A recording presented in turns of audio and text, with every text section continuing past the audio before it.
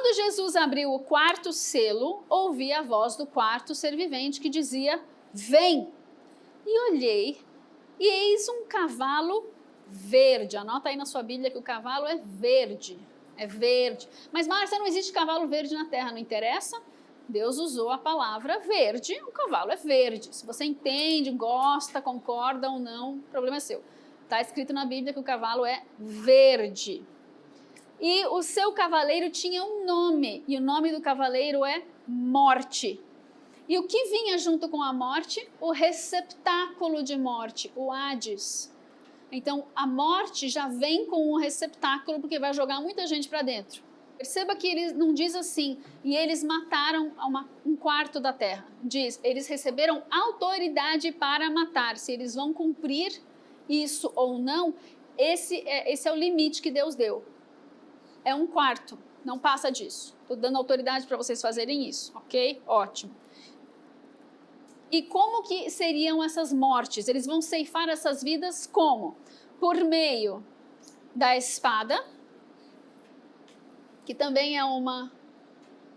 Peraí, deixa eu lembrar. Eu acho que aqui é uma ronfaia, mas depois a gente checa. Foi-lhes dada autoridade sobre a quarta parte da terra para matar por meio da espada, por meio da fome, por meio da peste e através das feras da terra. Então nós temos mais caos de guerras, que é a espada, nós temos mais fome, nós temos pestilências e doenças e coisas do gênero, e nós temos ainda os animais da terra se voltando contra o homem. E o inimigo vai ter autoridade para usar os animais da terra para se voltarem contra o homem. Quando Jesus abriu o quinto selo, vi debaixo do altar as almas dos que foram mortos por causa da palavra de Deus e até por causa do testemunho que deram. Uma versão diferente daquela frase reincidente que a gente viu lá no primeiro capítulo, palavra de Deus, testemunho de Jesus. Okay? Aqui é a palavra de Deus e o testemunho que deram. Então, após a vinda e o liberar dos 4 cavaleiros do Apocalipse, nós teremos uma grande onda de martírio. Deus vai permitir grande martírio vindo sobre a terra. Mas para esses mártires, foram dadas a eles, a cada um deles, compridas vestes brancas. Olha as vestes de novo e vestes brancas. Quer dizer, eles não se perderam, eles estão com Deus, eles estão na sala do trono, eles estão debaixo do altar. E foi-lhes dito o seguinte, para que eles... Peraí, eu pulei um versículo, não pulei? Pulei. Um versículo muito importante, versículo 10, perdão. E clamavam com grande voz, os mártires clamavam com grande voz, dizendo assim: Deus, até quando, ó soberano e santo e verdadeiro? Eles não conseguem nem falar com Deus sem adorar, né? Até quando não julgas e vingas o nosso sangue dos que habitam sobre a terra? Quando que vem esse juízo? Quando que o Senhor vai executar a tua bondade, o teu perfeito amor e a tua perfeita justiça, vingando o nosso sangue? Nós somos mortos por tua causa, Senhor. E Deus responde uma coisa muito esquisita.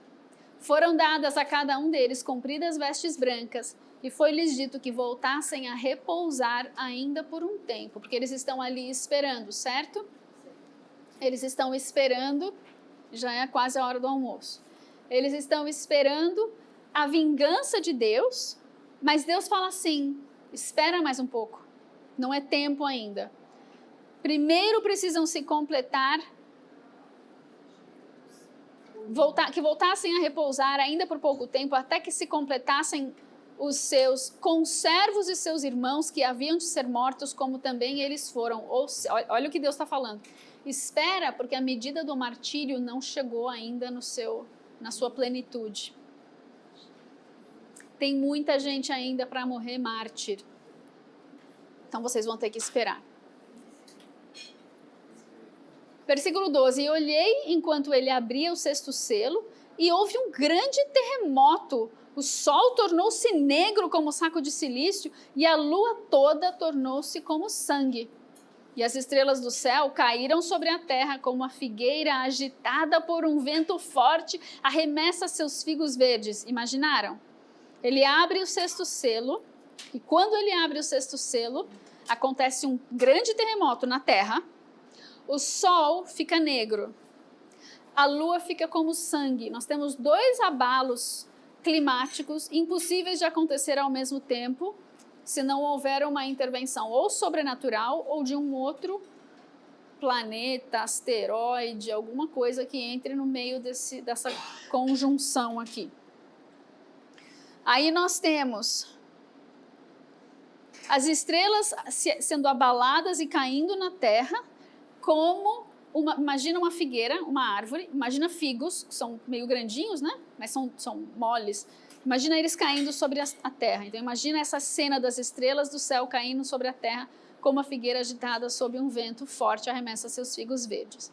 Aí imagina que nessa visão você tem uma mistura de coisas físicas e de coisas espirituais acontecendo. Por quê? Olha só uma parte espiritual clara aqui. O céu se abriu como um pergaminho quando se enrola e todos os montes e ilhas foram movidos de seus lugares. Então você vê que, imagina o céu, imagina que o meu rolo agora virou um céu. Então o céu está cobrindo a terra e ele agora vai se enrolar. Então você está vendo azul, agora você não está mais vendo azul. Agora você está vendo a sala do trono, porque eu tirei da sua frente aquilo que te impedia de ver a dimensão celestial. Então Deus vai abrir os céus e toda a humanidade vai ter uma visão coletiva. E então, o que está acontecendo aqui? Existem os abalos físicos e existem os abalos espirituais. É muito possível que essas estrelas que estão caindo sobre a terra sejam o resultado da guerra entre Miguel e seus anjos e Satanás e seus anjos, que nós vemos lá no capítulo 12. E que esses são os demônios caindo, os anjos caídos caírem da dimensão celestial onde eles estão agora. Porque na queda de Lúcifer, ele desceu da presença de Deus, da sala do trono, do seu serviço, mas ele não perdeu acesso às dimensões do Espírito. Nessa segunda queda de Satanás, ele perde acesso às dimensões do Espírito e cai sobre a terra. Agora, a gente vai ver lá em Apocalipse 12, eu ia falar lascou-se. Ai dos que estão sobre a terra. É o que os santos na Nova Jerusalém já estão clamando por causa dessa segunda queda de Satanás. Então, coloca essa possibilidade desse sexto selo incluir essas 2 dimensões. É uma guerra espiritual que está acontecendo e, como consequência desses abalos, a terra corresponde com terremoto, lua, sol, mas são os demônios que estão caindo. Vamos ver como funciona isso. Além de que, agora a gente vai ver que o céu se abre como um pergaminho, e os reis da terra, os grandes e os chefes militares, os ricos e poderosos, e todo escravo e todo livre, se esconderam nas cavernas e nos penhascos dos montes, e eles dizem assim, caiam sobre nós. Mas espera aí, você está no meio de um terremoto, ou no meio de uma chuva de meteoros, meteoritos, sei lá. Você se esconde numa caverna e você pede para a caverna cair em cima de você? Que sentido faz isso? Você fugiu das pedras caindo do céu, mas você se esconde numa caverna e pede para a caverna cair em cima de você. Não faz sentido nenhum. A não ser que eles estejam com tanto medo da parte espiritual que está acontecendo que eles falam, eita Deus, perdão gente, eu não sei por que está acontecendo isso, normalmente não acontece isso. Não é para vocês ficarem distraídos com o que está acontecendo lá. Vocês são o meu telltale. Eles param de olhar para mim e começam a olhar, o que está acontecendo lá? As minhas fotos. Onde eu estava mesmo? Deu para entender esse mix que pode acontecer aqui no sexto selo? Então é bem possível que no sexto selo a gente veja a segunda queda de Satanás, resultado da guerra de Miguel e Satanás, que a gente vai ver descrita lá no capítulo 12. Então eles se escondem nas montanhas e falam, cai sobre nós, escondei-nos do rosto daquele que está sentado sobre o trono e da ira do cordeiro. Então, além dessa queda de Satanás, com essas coisas caindo do céu, eles ainda estão vendo a sala do trono e eles sabem que é Jesus que está liberando tudo isso sobre a terra. E aí eles completam dizendo assim, pois é vindo o grande dia da ira deles, e quem poderá subsistir? Então o povo da terra, que não tem discernimento algum, diz, está chegando o dia da ira de Deus.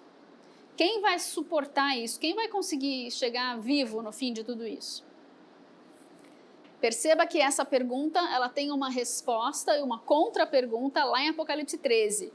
Então coloca aí, link para Apocalipse 13. Quando a gente chegar lá no 13, eu falo de novo dessa pergunta para a gente lembrar e não esquecer. 13 ou 12? A pergunta 13. A guerra de Miguel é no 13, no 12, mas a resposta a essa pergunta, ou a contra-pergunta, vem no 13. Quando a gente vai falar sobre o anticristo. O que acontece? A gente não voltou na nossa estrutura e esboço do livro, mas se você voltar na sua estrutura e esboço do livro, você vai reparar, deixa eu pegar ela aqui, você vai reparar que a gente tem porções cronológicas e porções explanatórias. Nessa parte do meio aqui, nós temos porções cronológicas aqui e explanatórias, estão vendo? O capítulo 6 foi uma porção cronológica. Olha, João, vai acontecer assim, selo 1, 2, 3, 4, 5, 6. Mas são 7 selos. Então a gente vai ter agora um momento em que eu acho que João fala, então Deus, para tudo, por favor, porque eu acho que eu vou desmaiar aqui. É muita coisa esse negócio aí. Vai sobrar alguma coisa? E os santos, além desses que estão morrendo mártires, e como é que monta todo esse cenário? Sei lá, me dá um alento aqui, né? É como se Deus desse uma pausa na cronologia para trazer uma outra informação importante para João. E essa informação importante dessa quebra, dessa pausa, desse momento, será o capítulo 7 com os 144 mil de Israel. Vamos entrar neles então? Vamos lá. Então pensa que ele parou a cronologia por um instante, ele vai trazer uma informação totalmente diferente agora, tá? Depois dessas coisas, depois desses eventos dos selos que foram abertos, eu, João, vi 4 anjos que estavam sobre os 4 cantos da terra, retendo os 4 ventos da terra para que nenhum vento soprasse sobre a terra, sobre o mar ou contra uma árvore qualquer. Então imagina, João vê numa nova visão 4 anjos. O que eles estão fazendo? Retendo ventos. Esses ventos não podem soprar sobre a terra, sobre o mar ou sobre árvores, ok? São ventos de destruição, provavelmente. A gente vai ver que sim no próximo capítulo. Estou dando spoiler para vocês. Aí, ele vê, versículo 2, ele vê outro anjo subir do lado do sol nascente, da onde ele está lá em Patmos, ele vê do oriente um outro anjo que vem. E ele tem o selo do Deus vivo. E ele clama com grande voz aos 4 anjos que estão segurando os 4 ventos, e esses anjos receberam o poder de danificar a terra e o mar. Confirmou, né, o que eu acabei de falar. E ele fala assim para esses anjos que vão liberar os ventos que vão danificar a terra: não danifiqueis a terra, o mar ou as árvores, até que tenham selado nas suas testas os servos do nosso Deus. Ok, então João parou lá no 6º selo, ele vê que tem uns ventos que vão ser liberados, mas que não podem ser liberados antes que sejam selados os servos de Deus. Aí ele vai nos dizer o número dos selados e quem são os selados. Versículo 4. Eu ouvi o número dos que foram selados e eram 144 mil de todas as tribos do Brasil. Perdão, foi sem querer. De todas as tribos de Israel. Não, mas tem que ser de Israel? Só para você não ter dúvida, ele continua. Da tribo de Judá, 12 mil. Ruben, 12 mil. Gade, 12 mil. Asser, 12 mil. Naftali, 12 mil. Manassés, 12 mil. Simeão, 12 mil. Levi, 12 mil. Issacar, 12 mil. Zebulon, 12 mil. José, 12 mil. Benjamim, 12 mil. É de Israel. Okay? Israel.